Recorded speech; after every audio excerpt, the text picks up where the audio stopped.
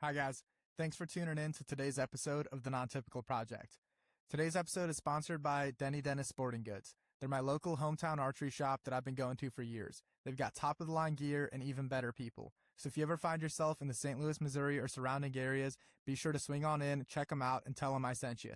Especially if you've got a blown-up compound or crossbow, their archery techs absolutely love that kind of work. So without any further ado, let's get straight into the episode. But all right, guys, welcome back. I think we're on like episode 19 now. So they're flying through them. But today we've got a special guest. This one's been a little while in the making too. We've got Steve Oberkrom. He is actually a couple things about Steve. Quick introduction on him. He's a father first and foremost. Second off, he is a competitive archer.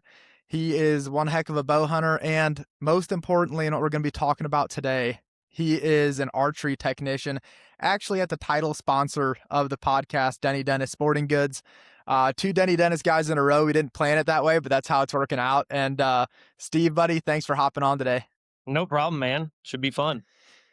Yeah, we're going to have a good time with this one. And we kind of mentioned it before we hit record here. I've been wanting to do a podcast on this because I used to work as an archery technician a little bit in college, and it was a way for me to kind of get better and more competent with working on bows and figuring out how bows work and how I can make one work for me.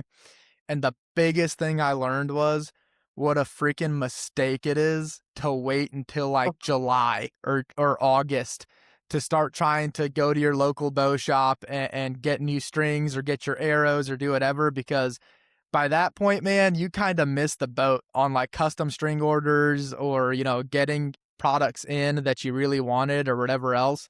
So I've kind of found that like this time of year, like right now, turkey season, springtime, stuff like that, that's usually when you want to head in because you're going to get your stuff fast.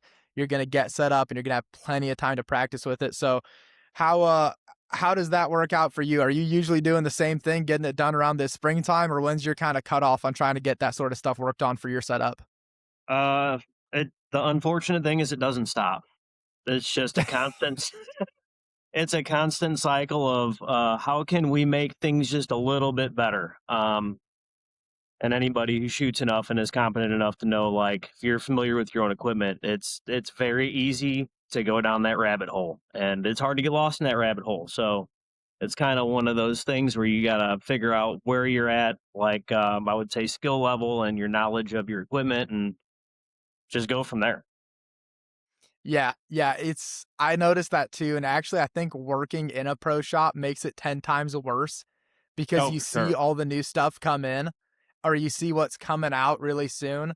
And you're like, this might make me 5% better. So you just start tweaking stuff and you'll get sucked into that rabbit hole so fast.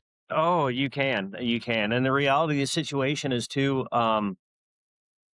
I know getting the new bow every year is trendy and it's classy and everybody wants the latest and greatest, but man, some of the best setups that people have is the stuff that they've been shooting for years. Because they're familiar with it. I mean, there's been a couple of very high level pro archers that shot the same bows even in international play for a long time because you get familiar with something and you're just good with it. You know how it reacts, you know what you do. And the end game is to really feel that way about everything you have. Yeah. So you Yeah, gotta I watch kind of that rabbit hole. I kind of almost fell in that hole this year, and like I still do want to upgrade my bow, but I've been shooting that Lift 33 since the lifts came out. And I mean, yeah, there's some other bows out there that have piqued my interest, but I'm kind of at a point now where I'm like, I need to see something drastic, for me to want to step away from it right now, because for me, it's like a shiny object, like a new bow is. And I'm like, if I reel this back, that's the cost of a tag, somewhere out of state or something on a trip. So, and I've gotten so used to that lift, and I kind of shoot it weird. Like you've seen my bow. Steve's Mhm. probably seen my bow more than anybody. So Oh you've yeah. seen my bow, and I run with a 12-degree Gillingham grip, and I've kind of tweaked all kinds of stuff on it to make it work for me. But now I'm super confident in it. Like it's hard to step away from it. And you bring up a good point there where it can be trendy or it can be really exciting to get a new bow every year. But I don't know. I'm of the opinion that like maybe 2 to 3 generations at a time might be a good time to upgrade. I don't Yeah. think that you need to upgrade every year. I haven't personally seen a technology shift so great yet from literally 1 year to the next. And that's, I don't know, can you talk on maybe when that started? Because I don't believe it was always like that. I believe it used to be like a new hunting bow for most of these companies, like every 2 or 3 years, something like that. Yeah, it was for a while, and Hoyt was the biggest component for a while, especially back in the early 2000s, where they would make a lot of really subtle changes, and the bow still had the real weird, arch on the back of the riser and all that fun jazz, and they all looked very similar. There's probably 8 or 10 bows that all look the same, but they actually all shot very different. Um, they almost all use the same cam. Uh, I would say you didn't really start seeing, at least I didn't start seeing anything that was like noticeable changes until probably the late 2000s. Um, Once you hit like 2010, 2012, like you started getting into a lot of companies that are actually trying to do something different because they had kind of been stuck for like the previous 10 years. And a lot of cool bows came out of that. Um, Yeah. Matthew Matthews kind of got away from the single cam or from the solo cam setup. Aside from the Halon, that thing was awesome. Um, yeah, and then Hoyt kind of changed stuff up a little bit, and they kind of went to a shorter riser with different limb angles and all that fun stuff. But through that, you started seeing other companies start coming out with new tech too, which was cool because you used to only be like really your Hoyts and your Matthews, right? You didn't have one of those, Yeah. man, you couldn't do anything. But if you look at that, I mean, in comparison to say 20 years ago, like, man, there's so many good bows out now. Um, Yeah, it, it's almost you almost can't go wrong. With most of your top companies' latest models, I don't. You're not going to get a bad bow from anybody. no, and a lot of the what I would call now is like the whole self-tuning craze. So like your Hoyts have their system, and Matthews has their system, and Bowtech has theirs. Like a lot of these companies are putting out some really cool stuff over the last couple of years to make it easier for people to do on their own.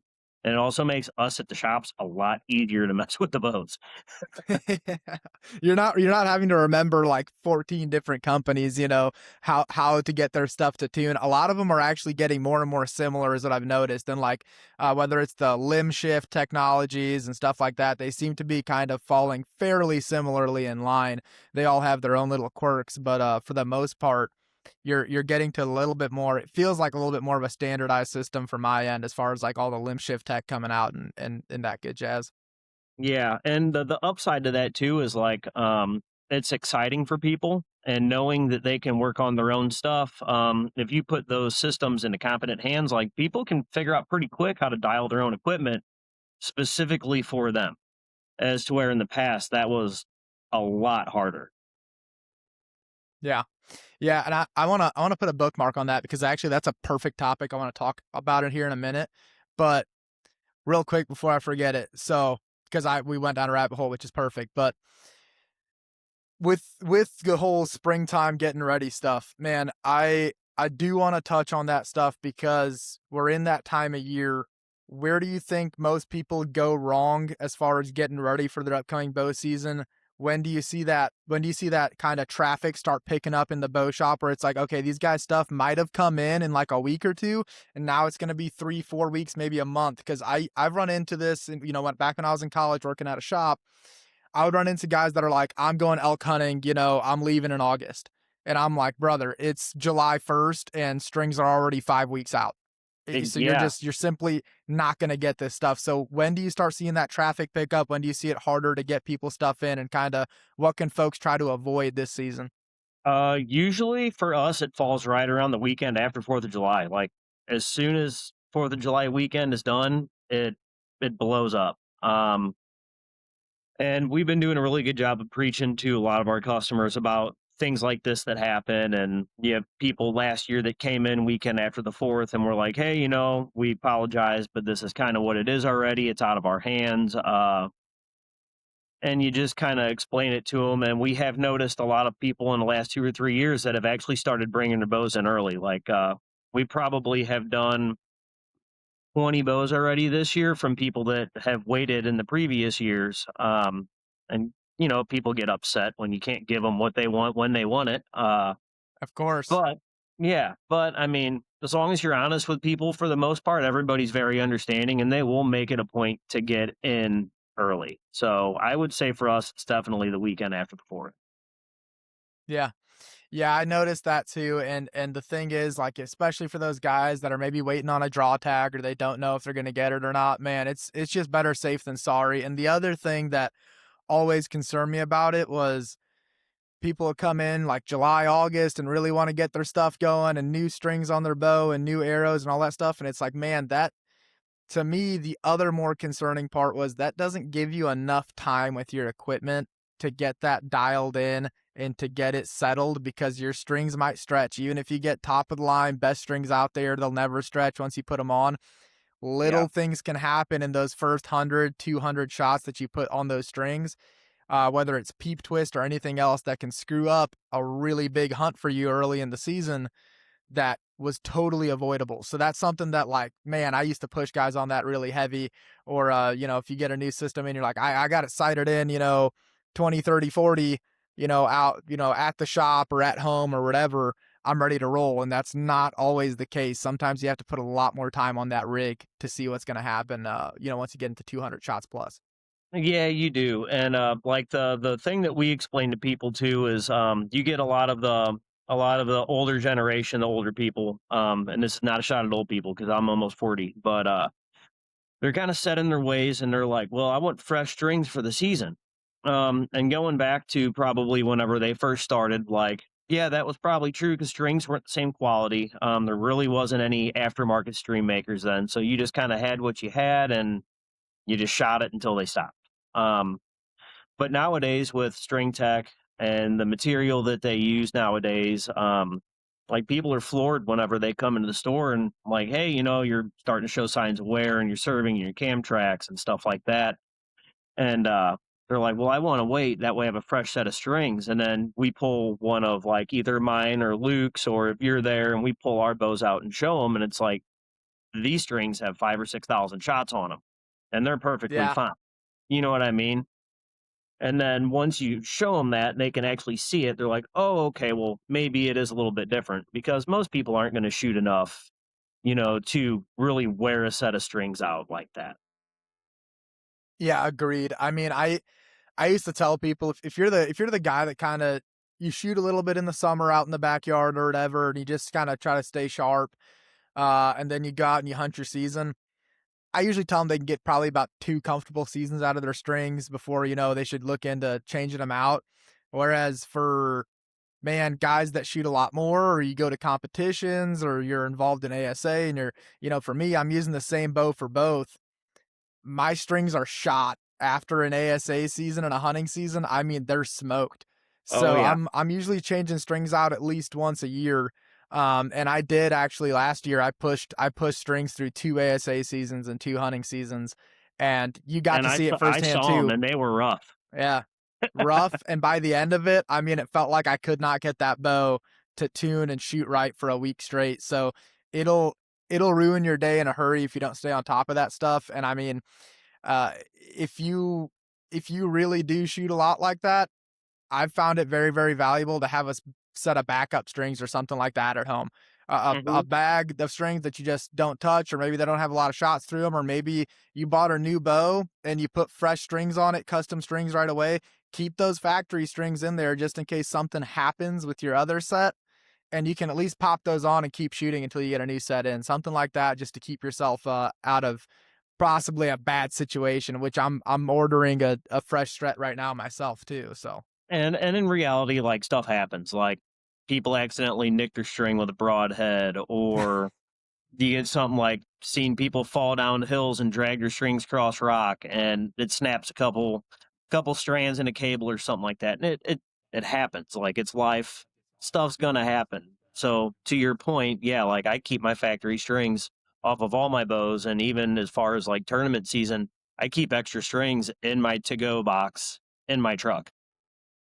yeah, yeah, 100%. And you bring up a good point there. It's totally worth it if you're going to a tournament or you're going to an out-of-state hunt or something like that. Have a little tackle box with like some serving in there. Uh, have de-loop material, just all the little odds and ends stuff that you can fix yourself in field if need be. So set of Yeah. pliers, all that, because little stupid stuff will happen. Or I've seen guys, their bow derails, but nothing structurally is damaged. And they just need to get the strings back on. Hmm. So just a little toolkit or something like that that can get you by and get you going again, that can make a world of difference. And I mean, you can find a thousand videos of it out there. I don't recommend it, but a guy's putting their strings back on their bow out in the mountains, whether they're ratchet strapping their bow or whatever they got to do. Uh, I don't think any shop or manufacturer would recommend that, No, but probably not. in a pinch, you can get it done if you have the right tools with you, and it can be the difference between losing a day or two of your hunt versus staying out in the field. Yeah, and there's companies as well that make little portable to go presses, right? They just go on your Yep. limb tips, and I mean, for all intents and purposes, they're great for fixing stuff like that. And then like Matthews has that, I think it's called the SCS system, Yep. where you can basically change anything in the field. That's something I think more companies should adopt, something like that, because it's a good idea. Stuff happens, and your bow probably won't be the same after you do it, but you'll be able to fix it and keep on with whatever you're doing. Yeah. I wanna circle back because, like I said, I wanted to bring that hit back on this subject now. So we were just talking about how these manufacturers, most of them now, PSE, Bowtech, Matthews, Hoyt, Elite, you take your pick of the litter. They've all got bows out that are freaking fantastic, and Yeah. for 90% of guys, you can't go wrong with them. But there is something that is discussed here and there, whether you're hanging out at a shop or you're hanging out with bow hunters or whatever else, and that's the idea of a bow that fits you and works for you versus making a bow work for you. And Yeah, and that's that that's a that big idea is proponent. out there. Yeah, Yeah. and so how often do you think the case is that a bow can work for somebody if they, set it up right for how they shoot and for their, for me, I've got weird shoulders. Everyone's seen it.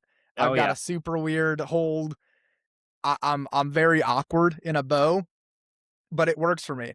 Versus, having a bow, finding a bow that, quote unquote fits that person. How Yeah. much, credibility do you think there is to that? Do you think that the tuning has gone far enough and the micro adjustments have gone far enough to where that's not a concern?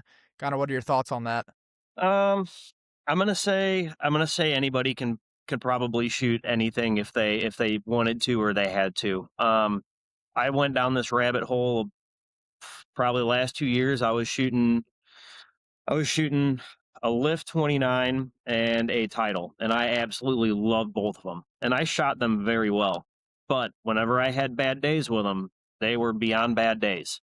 Um, Yeah. and everybody has bad days. It's a confidence thing though. But I do believe that certain bows fit certain people, and a lot of that could be the string angle, or a lot of that could be the actual grip. Something as minuscule as how your hand fits up under the shelf on the bow.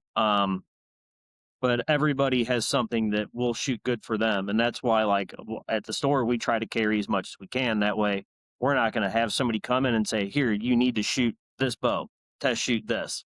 Like we're there to let people try as much stuff as they can out. That way, they could feel a difference for themselves, because it does make a difference. Yeah.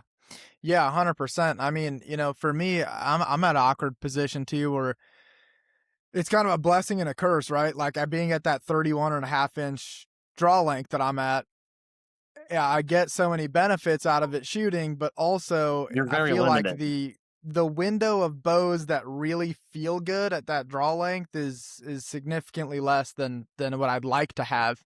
And then I also have to be very mindful of my axle to axle just because of that long draw and my string angle.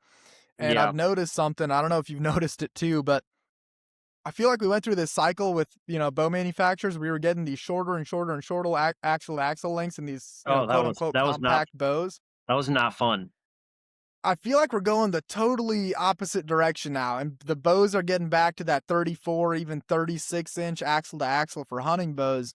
And I love seeing that, but I feel like we're kind of trending back that direction now. Yeah, and I think that's a good thing. I know a lot of people love small bows. I'm not a big guy. I'm only 5'8", and I do not like shooting small bows. As I stated, I had that Lift 29. I basically build that bow to blind hunt two specific properties. But aside from that, man, it's hard to beat like a good 33 to 34-inch hunting bow. They just something about them. They just hold better. They seem to be a little more forgiving, and obviously, not everybody's going to feel that way, but I feel like for the general population of bow hunters and your day to day shooters, like they tend to like them a heck of a lot more. Yeah. Yeah, 100%. I wanna kind of keep working this subject over towards the setup side of things. Let's say you get a bow that fits you well and now you're, excited for the season, you're getting into, all right, let me build up some arrows or whatever else. Thoughts and opinions on, when does someone maybe want to buy factory fletched arrows that they're just screwing a tip onto and running and gunning them versus when have you kind of maybe graduated past that into like you should really be just building up your own arrows at this point? Because I want to say I started doing that 5 years ago or so, and I notice a huge difference, but I don't know if that's the case for 90% of people that you'd interact with in the shop on a day to day. Yeah. And the thing is too is like for most people, they pull arrows out of the box and not be none the wiser, and they'll shoot fantastic. But once you get into setting up specifics, and I would say really the big thing is if you're planning on shooting like big broadheads, which like the big two blade broadheads is becoming a big trendy Yeah, thing again. And a lot of factory fletched arrows don't have enough steer for that. Um, and that's just something that plays into that. Plus, a lot of people like to make their stuff custom. They want it to match their setup. You know what I mean? for sure. Fletching your own arrows, I'm personally not a fan. I do I I do it because I have to, and I try to do it all in one shot for the year. But you can do some really cool stuff with your own setups. I like to try to build my hunting arrows to where I could shoot whatever I want out of them, whether it be a small mechanical or a bigger mechanical or a big two blade like Magnus or something like that. I want to be able to screw any broadhead on my hunting arrow and feel pretty confident they're going to fly good. Sure. And you mentioned that kind of the big two blade broadheads kind of coming back and making a little bit of a resurgence there, and now there's a pretty big divide between the high speed guys versus the super heavy arrow guys. So Oh what boy. better to talk about right now? I fell into that trap. I want to say I was like 19 or so, and I call it a trap, but hey, everybody's got their thing. I went with a super heavy arrow build. I went with big old single bevel a broadhead on there, and I mean, I beefed these arrows out. I want to say I was pushing like 670 grains, maybe a little bit more. Um, and they flew like freaking lawn darts. I mean, Kevin mentioned this in the last episode. I was with a compound. I was putting the arch in archery, and I had like a 5-pin sight housing, and I think my bottom pin maxed out at the very bottom of the housing, top pin maxed out at the top like 50 yards. Like that was the extent of what I was gonna reach. You probably could have shot through a cinder block if you wanted, though. I 100% could have. I mean, like when there was an iron buck target or something like that, I wasn't worried about hitting it. I was just gonna blow through there anyways. But Yeah. the the thing about it is it worked. I killed a buck like that. Everything went well. Um, I've shifted away from that. So how much of that are you kind of seeing come into the shop of guys wanting to, whether they're favorite YouTuber or influencer or what have you, they're pushing the heavy arrow thing. How much of that do you see, and do you see a lot of value in that, or do you think that's hurting people more than it's helping them? Um, we see a lot of that with a lot of the new school bow hunters. Obviously, a lot of the trad people, they like to shoot heavier arrows, and I totally get Sure. that. I'm getting into that myself. It's very, very complicated for me, um, to say the least. But I feel like we're kind of shifting away from the ridiculously heavy arrows. And I get it for some people that are going out west. Plan on taking a frontal shot on an elk or something like that. Like you do want a little more weight. But I also feel like, from my standpoint, that a lot of people don't understand that you have to take speed and kinetic energy and arrow weight, and there's a happy medium for all that, and it works just fine for almost anything in North America. Um, Yeah, I mean, you take Evan from the store, for example. He's only got a 26.5 inch draw, and he was shooting pretty heavy axes. I want to say they weighed like 550 grains. He's going to have a lot of knockdown power, but he's also limiting himself on his range and where he can shoot. Um, sure, so there's like a happy medium. So I look at it as like, for me, my happy spot is I shoot 27.5 to 28 inch draw, 70 pounds. If I can build hunting arrows in that like 400 grain range, I don't really worry too much about like measuring FOC or anything like that. Like, I know it makes a difference, but most arrow manufacturers build arrows to set up with their outserts or their insert system to meet a fair amount of FOC. So like, for me, a 400 grain arrow falls in the good ballpark of I'm not losing a ton of speed, but I'm also not losing a ton of penetration power. And I feel like sure. that's relevant up until you hit about a 29.5 inch draw. And at that point, you can pretty much shoot anything you want. Yeah. Yeah, I noticed that, and this is kind of my arrow breakdown from last year. My arrows weighed out to about 483 grains or so. And that was a four fletch. I was running expandables. But again, this is where the draw length comes into play.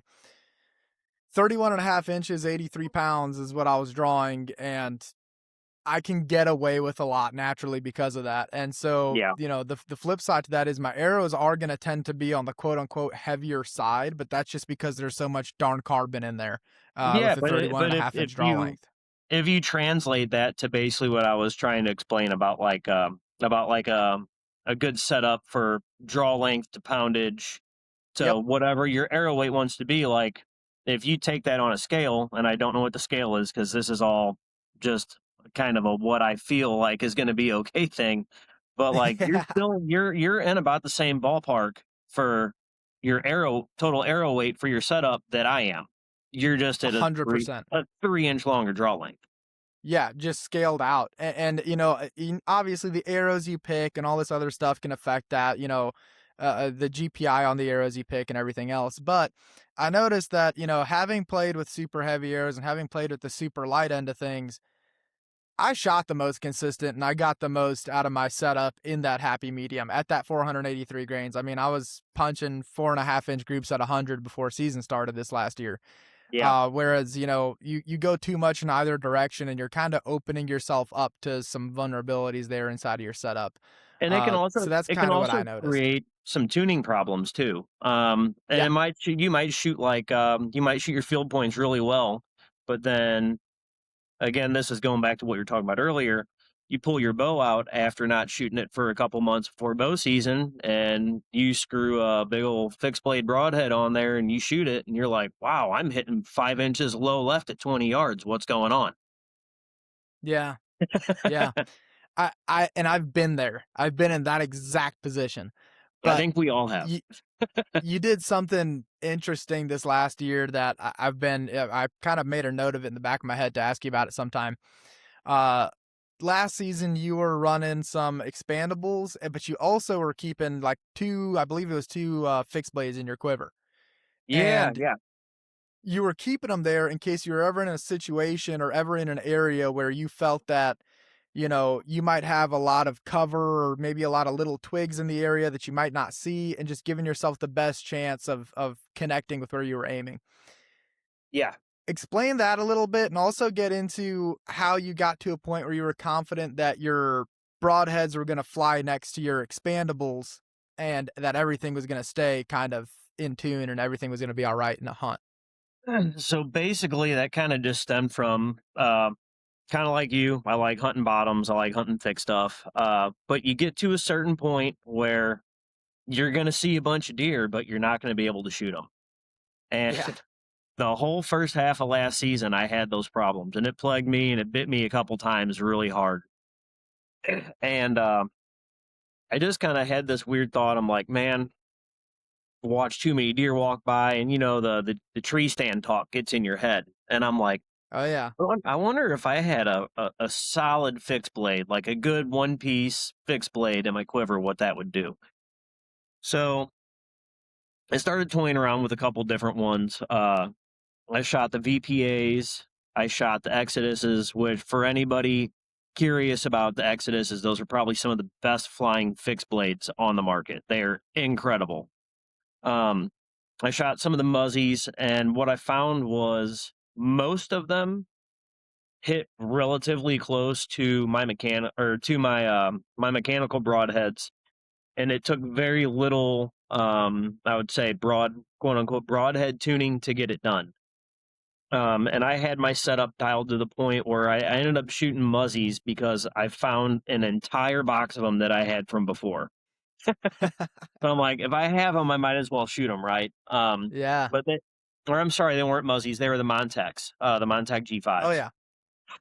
So I had a bunch of those, but I was able within very little amount of time to get those to fly with my field points and my mechanicals out to like 35 yards. Um, and I started testing them around, like shooting through brush and stuff. I say brush, I don't mean like I'm not shooting through honeysuckle thickets or anything like that, but Yeah. you get that real scrubby stuff or that tall grass. You get like some kind of switchgrass or something. You're shooting a front deploy mechanical, it's probably going to open in that grass. So I ended up doing that, and I got them to fly really well. And I'm a big fan of whenever I set up, I like to just set my sight at 25 yards and leave it sit. And I ended up having my setup comfortable enough where I could shoot, I would say 10 to 30 yards with the fixed blade in case something happened. Yeah. Yeah, and I thought that was really interesting because I found myself in those positions a few times where I was like, I wonder if I could have shot that deer with a fixed blade, like whether it was long grass or whatever else where I wasn't. Yeah, And I'm not saying there was a wall of material between me and the deer, but just enough to make me second guess my yeah. And expandable and wonder if a there could be field point would have or a fixed would have been better. there can be a couple little twigs sticking out like this. If you shoot them with a good Sure. solid fixed blade, I mean, it might deflect your arrow. If you're shooting at 10 yards through it, it might glance you a little bit, but I mean, you hit that with a mechanical. I mean, you could be fine, but it also could deploy. And I Yeah. had that happen to me at the beginning of the season last year. And after having that happen, and then watching the deer I had to pass on the whole front half of the season, I was like, okay, well, there's got to be a better way. Yeah, and a lot of that too is just dependent on where you're at. If you know you're in some Mhm. thick stuff, pull out the fixed blade because it's not like we're trying to shoot through scrubby brush or whatever else. It's just sometimes you don't No, see the absolutely not. twigs between you and the deer, whether it's something real thin that you just didn't catch, or you couldn't see it through your peep or whatever else. And so that was really interesting to me because I kind of thought it was a pretty interesting idea and something I might want to try out. And on the broadhead selection thing, I've shot a ton of different broadheads, and I'm sure you have too. I have kind of formed the opinion over like, my course of hunting and my successes and failures of like what I choose to go with and what I believe in a lot, and then what I kind of steer away from. And some of it's not totally based off personal experience, rather my idea of the mechanics behind it. So what I'm kind of get into what I'm explaining there. I like an inch and 3/4 cut broadhead, something like that, right? Like just Yeah, under 2 inches. it's a good in To between me, size. yeah, to me, I worry about when you get into those 2, 2 and a quarter, freaking, I've seen 2.5 inch cut broadheads out there. Yeah. That starts to worry me a little bit. And so I'm curious to see from your side, you guys in the shop, you got all kinds of new product in and broadheads and stuff like that out there. My belief system is that the further out that blade gets from the ferrule, the weaker that the blade is going to be on the end. And so I don't like pushing it past an inch and 3/4, but kind of what have you seen? Have you heard customers talk about experiences with some of that different stuff? And where do you fall on that? It's actually funny that you say that because I had a whole conversation with a friend I have that runs a couple tracking dogs, and we had about an hour long conversation about this, and he kind of is in the same boat with you. Um, he tends to think that like inch and a half to inch and 3/4 is like the perfect amount of the penetration, and also not getting too much drag from your blades. Um, he is also a big advocate of rear deploying mechanicals. Yeah. And I think whenever I was talking to him, he said as far as mechanical recovery rates, I think he said the severs were really high, the beasts were really high.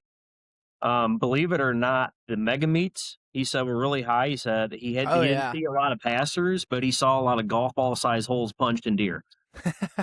Yeah, And I can attest those will punch a golf ball size hole through a deer. Um, for sure. but I mean, as far as the mechanical broadhead stuff goes, I really haven't toyed around with as many as you'd think. Probably about 5 or 6 different ones. Gotcha. I know the Schwackers, a lot of people like those. I have personally seen a couple of those in the 2-inch cuts or the 2.1s or whatever they are. The blades actually break at the tip, um, Hmm. but not affecting the actual broadhead itself, like the performance of it. But I've Yeah. seen it happen. For sure, and that's exactly what I'm talking about, is when you get to that 2 to over 2 inches, you can't retain that level of stability, and, you know, that technology is changing all the time, but there's just no way that I see that you can retain the strength that far out away from the ferrule. You're putting so much, torque on those blades if they hit bone that far away from the center point on that thin of a metal that they're gonna bend or break. Something's gonna happen. And not that it's not going to recover your deer. I could care less if my broadhead blows up once it Yeah, hits the deer.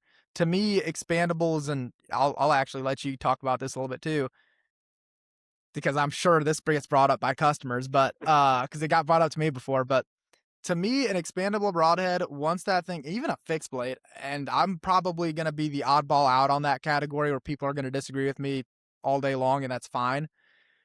But any broadhead, fixed or mechanical, once that broadhead kills an animal, to me, it's retired. It's done. It did its job. I will buy a new one. And, you know, especially the mechanicals, the fixed blades, I get it. You can sharpen them. I don't personally trust myself enough to sharpen it to where I'm gonna feel like it's like fresh out of the package sharp. yeah, And I'm sure there are guys out there better than me that can. Um, but it's man, I mean, tedious.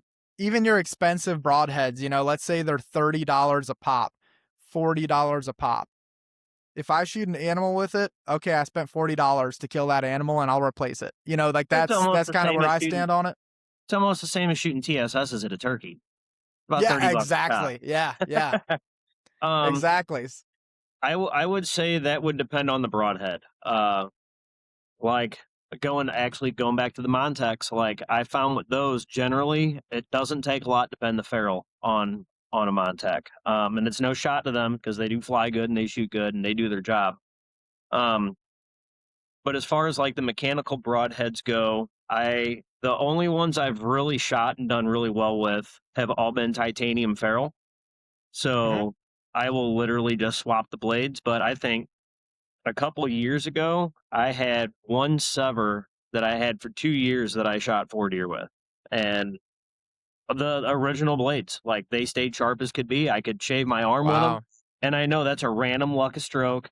Probably because I also like to do I like long shots. That probably has a lot to play with it, but I mean, you get like Evan. Also, I think he shot 6 deer with the same broadhead. Wow. Yeah, Yeah, that's yeah. pretty You cool. can't.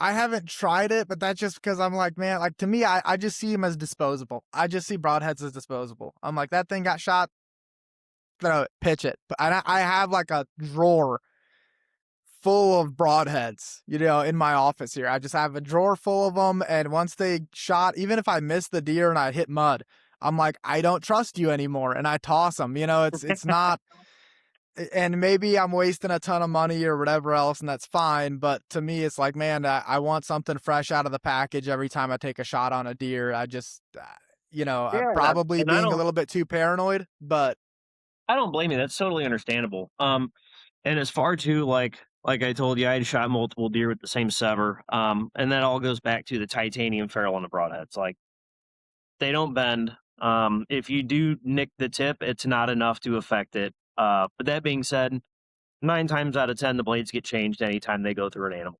Um, yeah, but like you're going to be shooting at an animal, you're trying to harvest it, like you owe it that. And I'm not like one of those purists that say you owe the animals everything. But you got to be grateful for it. So I feel like you should take care of your stuff that you're using to take them. Um, Sure. Yeah. Yeah, I'd agree with that. And I'll make one small caveat. I actually do keep one old broadhead in the quiver, but that's specifically a coyote broadhead. That is Attaboy. an arrow I keep in there just for a song dog. He walks up on me, 30-pound animal that I can sink one into, and at 83 pounds, I could probably have a dull butter knife on the end of there, and it'll punch straight through him. So I Well, haven't had any issues that's with where out of having a that yet. couple fixed blades in your quiver come in handy. You know what I mean? Yeah, yeah, that's no kidding. Seriously. I man, I've gotten to see a lot of that stuff, and I just find it fascinating because it changes every year. And there's a new thing, there's a new broadhead, there's a new offering, and you can get really wrapped up in it. But there are those small consistencies I always find that, like, even with new products or bows or arrows or broadheads coming out, I still want it to fit my relative confidence category of what I like to use, and I don't try to step away from it. Like, for example, like, I love the Grim Reaper broadheads. I use them pretty consistently year after year.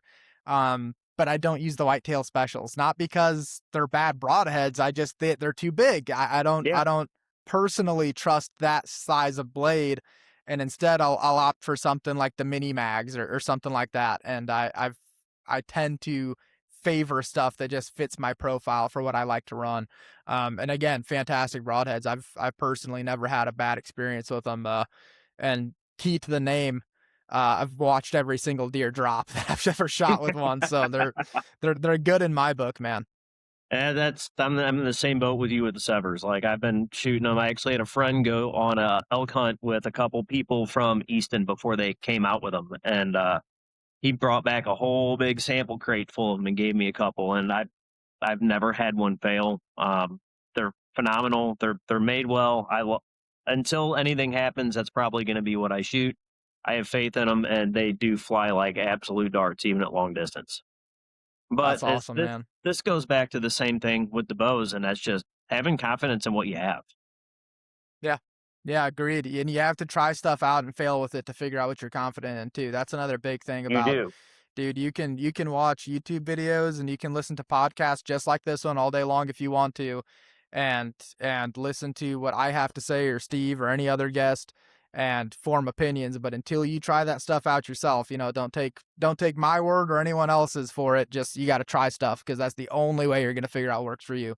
Exactly. Um, that this is archery to me has always been one of those things where I tell people, like, I cannot give you enough good advice to make you better. I can only tell you what is a critical error, but it's such a personal thing. Arrow setups, how you set your bow up, that is so individualistic that you can't take somebody else's stuff. People might have great advice, but that doesn't mean their system's going to work for you, like, by any Yeah. stretch of the imagination. Yeah. And a part of that is releases. So I definitely want to hit this one. Dude, you've got a boatload of releases. You're always messing with them. Yeah. I've got one release that I always use, which is the True Ball Goat. And I use it because I can switch it between a thumb button and a hinge. And I've been shooting a hinge last 2-3 years. I just recently switched it to a thumb button to test it out and play with it and see how I do for a little while with that. When you have, like, I want this to be out for those guys that are maybe looking to change things or not sure what to do this upcoming season or whatever else. This kind of episode's geared towards those guys and figuring that stuff out. What's the best way for somebody to go into their local pro shop and figure out, do they want to keep shooting an index release? Do they want to be shooting a thumb button, a hinge? Like, if somebody came straight to you in the shop and was like, I don't know what release I want to shoot this year or what's going to work out best for me, how are you guiding those folks? Honestly, I mean, you've seen it. We have a whole drawer full of stuff. And if we don't have something, then we'll pull it off the shelf. But the best thing to honestly let people do is just to try everything. And a lot of people get scared of handheld releases for some reason. Um, I don't know why. I mean, I guess because it's a big change and it could be, different, right? Yeah. But I mean, most of the time, we find people that they shoot wrist releases and they come in and say, well, hey, I want to try this or I want to try this. And I mean, you could kind of steer them in the right direction, but at the end, it's everybody's fit and feels different. So The only thing that I try to do is I just try to make sure that somebody has enough in front of them to try to get a good opinion based off of everything, whether it be different brands or just different styles or caliper closing, or handhelds or whatever it be. Because there's a lot of people that won't shoot specific releases, whether it's an index or a handheld, just because it has a hook end and it won't close on the string. You know what I Yeah. mean? So the biggest thing is just finding out what people want, and once you kind of narrow that down, you can really kind of get an idea of what will suit them, and then you can let them shoot it. And most of the time, um, people don't know the wiser. So like if somebody's never shot a handheld, the first one they pick up, they're gonna be like, "Oh, well, this is amazing because it's different." But those are the Yeah. people you always see back in the store. Hey, I want to try this one, and I want to try this one. And I've done the same thing, man. And No, it's a rabbit it's hole. I used to have for like sure. 8 or 10 of them things, and I've narrowed it down to basically 2. And I have a bunch Yeah. of those too, but I only have 2. Yeah, I've played with a lot, and I found that for me, the first handheld I ever shot was a goat, and so I still shoot a goat to this day. The only other handheld, and I've shot a ton of them and played with a ton of them, but the only other handheld that I've used that I'm like I need to go ahead and buy one has been the HBC. And I don't know what it is about that freaking release, man, but it sits so nice in my hand. It feels so good. Especially I think it's the air. Is it the aileron? Is that the Yeah. one I'm thinking of with the extended tabs?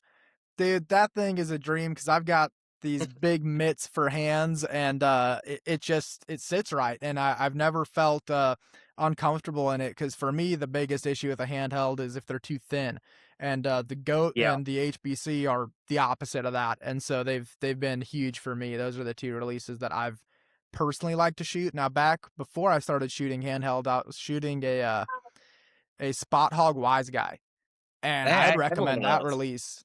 That's a I'd great recommend that release. release to anybody. They're Yeah. fantastic. That is probably the best index release I ever shot, especially because I don't. There's a few others out there, but I found that the tuning of that trigger on that release was super super nice. Like Oh, and I could really it's tell the sensitive. little differences. Yeah, Yeah, you could really dial that thing in. yeah, and just like every other Spot Hog product, I mean, built like a freaking tank. You can run that thing over with a truck, and it's gonna be Yeah. just fine. It weighs as much as I the truck.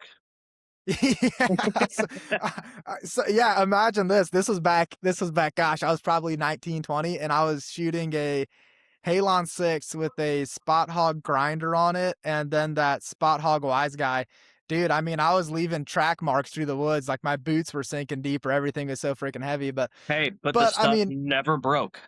never broke, man. I actually funny enough, and I shoot Excel sites now, but back then what prompted me to buy the Spot Hog grinder was that I was running a super cheap site, and to me it was just a matter of being in college, not having a ton of money.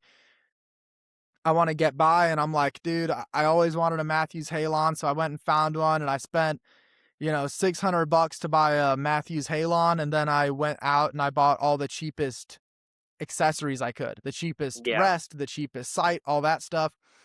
And it bit me in the butt. And that's something that translated to how I treated customers as an archery technician. When a customer would come in and they'd give me their budget, and I talked about this on Sam's podcast too, but I want to bring it back up now. Uh, when customers would come in and they'd say like, "Hey, I'm trying to get into a bow, or I'm trying to get into archery, or I'm, want to get a new bow hunting setup this year, or whatever."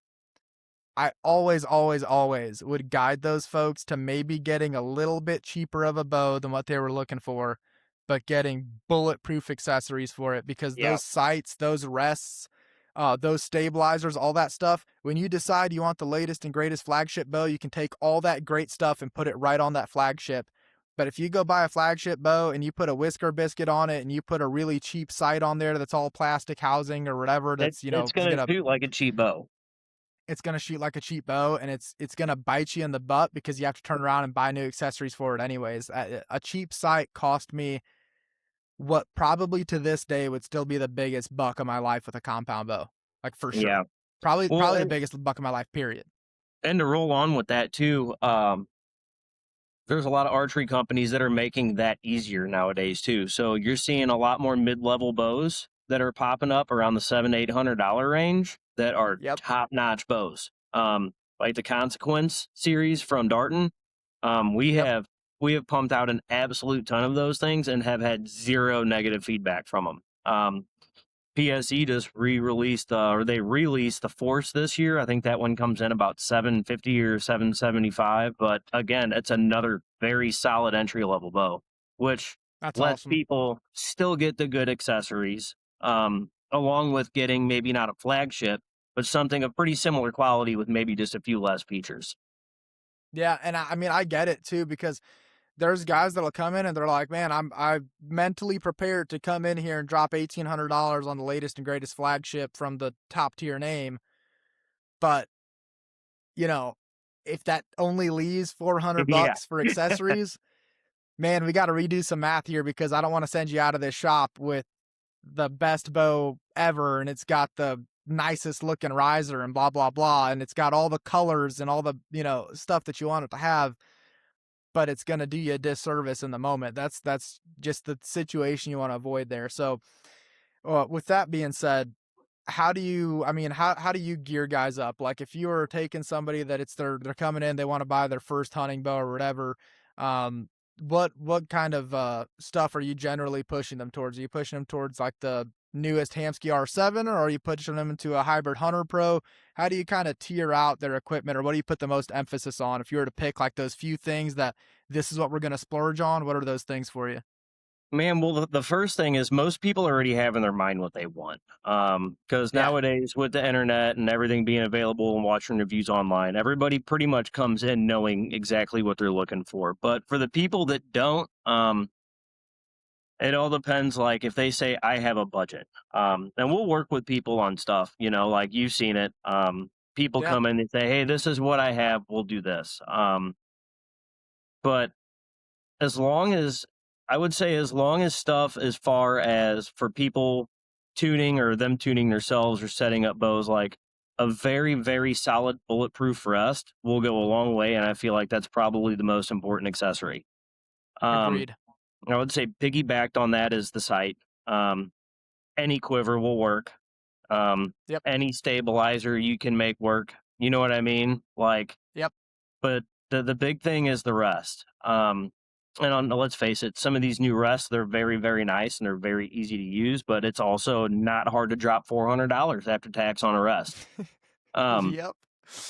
which is it's almost sickening to say, but the stuff is cool and it is very nice and it's user friendly, but not There everybody are can there do it. are bows out there that you can spend just as much on that bow as you did on the rest.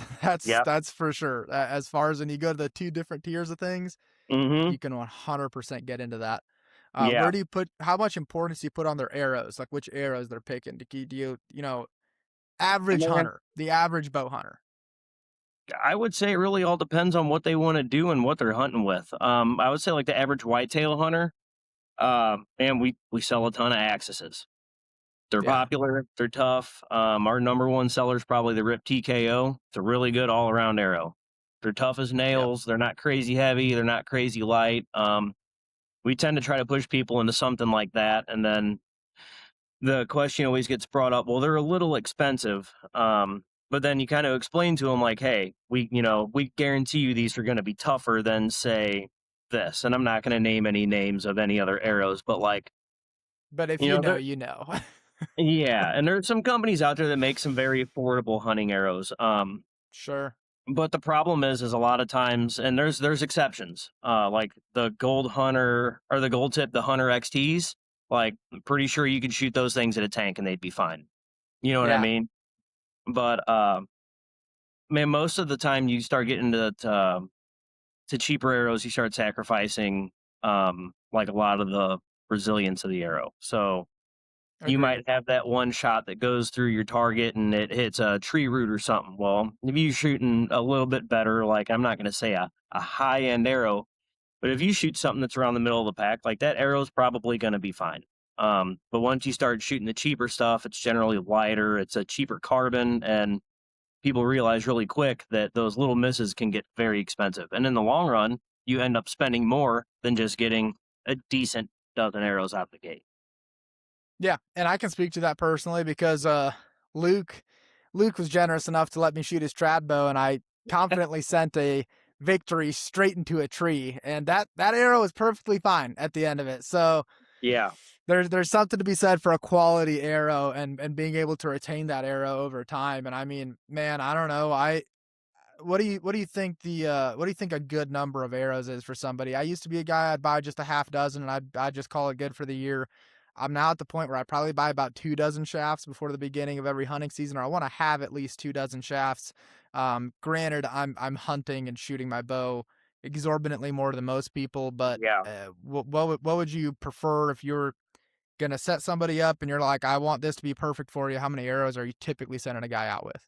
Well, typically, what I will tell people from the get go, because arrows they are getting pricier. Like even the mid level arrows they're getting pricier. So, Yeah, like for example, if I can get somebody to buy some rips, my first question to them is, well, how big is your quiver? And most of the time, people are like, well, I have a 4 or 5 arrow quiver. I'm like, okay, well, what you need to do is you need to take however many arrows fit in your quiver, and then take them, put broadheads on them, put them in your quiver, and the rest of them are your yeah, practice arrows. That way, you're not beating up your hunting arrows, but it's the same thing. So, yeah. like, and again, most people are running a 4 or 5 arrow quiver. So, yeah, that leaves you plenty of arrows to practice with without having to shoot two and then walk all the way back down, pull them, and then come back and shoot two and walk back.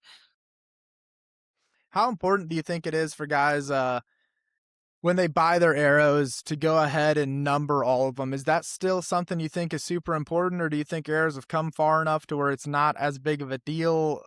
Out of let's say a dozen batch, you think all 12 are going to be hitting together, or you think you might have one or two flyers that need to be kind of discarded out of the bunch? I do it with anytime I get any arrows, or because usually I buy shafts and I fletch my own. So I do it.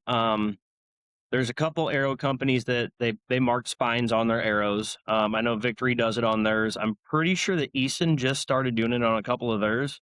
And that's pretty cool. That's another thing that a lot of Yeah, people don't do, but like I knock tune all my arrows, even though the Victories are spine aligned. I still check them. And every once in a while, you'll have one that is just a little different. And if you don't number that, you're just going to be like, man, that was a really terrible shot. Every time I shoot 5 arrows, one of them is really bad, and it could be like maybe just something's a little off on the arrow, or maybe the fletch is just a touch different from the factory on that one if it's a factory fletched arrow. But it's a peace of mind thing, because if yeah. you do have a problem, you can pinpoint it. And a lot of times it's a very easy fix, or sometimes there's just not every arrow can be perfect. You know what I mean? Absolutely. Yeah, man. And, you know, want to ask you this too while we're on the whole shop thing and people getting outfitted out. All right, bow, arrow, broadheads, release, all that stuff aside, let's get away from the archery equipment there. You know, you guys, as well as most other guys, the local pro shop has got, saddles and packs and binos and range finders. What is your thing that maybe you guys see people cheaping out on, or maybe skipping or getting the cheapest option possible on, that maybe is worth investing a little bit more in, I guess? If you're saying like, hey, you're getting ready to upgrade stuff this year, you want to get into saddle hunting, or you're gonna, be buying binos or whatever else, out of that kind of category of stuff, general bow hunting equipment, what are one of those things that just needs not be cheaped out on? I would say climbing sticks, and I think you know where I'm going to go with this. Yeah. I feel like it's been brought up That's before. the answer I was hoping for. That's the Man, answer I was hoping for. do you hear horror stories of like that? There's every company they do. Again, they can't make everything perfect all the time. There's some that slip Yeah, through. Like I personally use the Latitude sticks. I love them. I've heard of them breaking. yeah, A lot of that comes from my understanding, that people not routing the actual aim steel cord right, because you're supposed to do it in a figure eight a certain way, and it disperses tension across the whole stick evenly. It's a little above me, but I understand. But man, there's something about those hawk sticks. yeah. I know, and it's been talked about before. That was Jeff Rainey's episode. We got into that Hmm. quite a bit, and I mean, Oh, it's the I truth. listened to it and I laughed hysterically. Yeah, it is what it is. But that's exactly what I was thinking. Like you can go cheap on glass if you really want to, especially if you're hunting the Midwest. If you're not hunting out west, think Colorado and further. If you're not hunting big open country, you can get away with some pretty cheap glass. I'm not typically glassing further than 300 yards anyways. Yeah, You can get away with a cheap pack. You can get away with a lot. There's a lot of places if you want to, and I don't mean to say people cheaping out, but like, dispersing your expenses. What are you going to spend a lot of money on? What are you going to spend a little money on? If you're yeah, going to cut corners somewhere, you can cut corners on a pack. You can cut corners on some glass. You can absolutely. pick up a budget rangefinder. As long as your bow sighted into that rangefinder and it's consistent, it doesn't really matter. That's This is all going that to sound matters. horrible. This is going to sound horrible, but if it's 3 yards off, it doesn't matter as long as your bow is sighted into whatever it says and it's consistently saying that same thing. Well, then Yeah, what's it matter? yeah, So but the those sticks, things, man, the and sticks and cannot. it's I mean, not just hawk sticks. I don't want to make that yeah, be very clear, but like not trying to pick on them. if you hear of accidents hunting when, especially nowadays, now that like mobile hunting has gotten a lot more popular, and to even tie into that, like um I would say even some saddles, like there's companies that make cheaper saddles. There's people that buy some off Yeah, Amazon. But if you look at them, like in the end game for them to sell them for what they are, like the rope, the climbing rope that's used to make that stuff it's tested for well over whatever you're gonna need. Um, yeah. but the sticks, almost every time you hear of an accident of somebody, whether they're saddle hunting or they're hang on hunting or they're ideally you can't throw one sticking in there, but almost every accident is caused from stick failure, right? Yeah. So like, and that's a pretty important thing. And there is still a lot of people that don't use linemans whenever they climb the tree. And like, man, if you're 15 foot, yeah, I know. I generally use it. But here's the thing about alignment. Like let's be honest. Fantastic tool. Always use it. But if you're climbing up a branchy tree, Ye- you're popping that sucker off every few branches. There Like is, that's and that is an exception. And I have also done that. But you have a yeah. lot to hang on to. So if the stick does do something, you're generally hanging on to something. You're hanging on to branches and stuff like that. So that's like if I've got a skinny like telephone pole tree, I've got my lineman on. If I've got a branchy tree, I'm keeping my lineman on as long as I'm stationary, if I'm setting another stick or whatever. But when you get to climbing, I've had situations, man, where I forgot to undo my lineman and I go to climb and it snags up under me and now I'm stuck in an awkward position. So it's a great safety tool, but it doesn't mean you're always connected to the tree. Yeah. But man, I couldn't agree with you more there. Like the whole the saddles, the climbing sticks, the platforms, man, screw the bow. Like go buy a freaking bear ready to hunt package or whatever if it means that you're gonna spend the money on quality saddles and sticks and everything else. And like for me, that's the latitude stuff. I've climbed with the latitude sticks 40 plus foot. I've climbed with the latitude saddles and lineman ropes and all that stuff at those same heights. Generally, I'm hunting with the Lone Wolf custom gear sticks, and then I'm running a Latitude Profile XL platform and my Method 3. Yeah. It's And it's man, pricey stuff, but but if if I'm you at take care 40 of it, it foot, lasts. it's gonna last. And if I'm at 40 foot, dude, that is a life or death fall. It is. It it That really is your is. lifeline, and you can't skip on. You cannot shoot a flagship bow if you're in the hospital. Yeah, and exactly. And I've had guys say like, "Man, how much should I spend on a saddle or how much should I spend on sticks?" How much is your life worth? That's Yeah, how much you spend. and good equipment It's lasts. Like for example, whenever Latitude first came out, I got one of the original method. Had still had the plastic clips on the back for you to hook yeah. the bottom panel onto and all that. Oh yeah.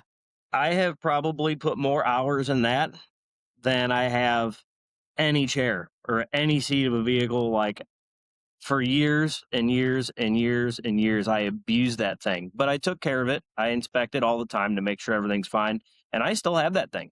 And For though sure. I have a Method 3, and it is very comfortable. For me, it gets a little warm early season, and that Method Yeah, 1 is yeah, all same mesh, here.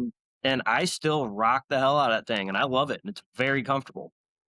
Yeah, I've been thinking about buying a Maverick just for early season and then switching to the Method 3 in like late October because, dude, I'll get some It's a swamp butt pretty solid game fast. plan. It's a solid game Yeah, plan. yeah, for sure. But I mean, but that's the thing though, right? It's a buy once, cry once situation. And I'll say this, I used to be very shy of climbing high in a tree. And like for good, like just respect to the situation you're in and all that stuff, right? And being very Yeah, mindful. I still am very respectful of being high in a tree and being, very on top of my game and where my foot placement is and all that. But I'm a lot more confident, and by that I mean not that I'm being more lackadaisical, but like I'm not shaking. Like my knees used to shake when I got that yeah, high in a tree because I did not trust the gear I was running. I was so scared yeah, something was going to break. I don't have that now, and I feel safer when I'm confident in my gear that high because I'm not shaking and I'm not constantly nervous a stick's gonna break. I'm able to sit there, focus on what I'm doing, strap myself in, and get ready to go. yeah.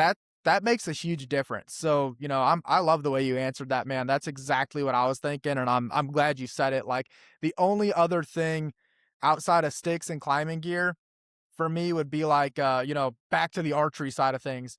I see releases as a piece of safety equipment. I see that as like that's not even like an accessory. Dude, if you get some junker release and that thing pops or something happens as you're drawn back, dude, skip the Yeah, $15 Amazon release and just get something solid. You don't have to spend a we ton of money, just get something solid.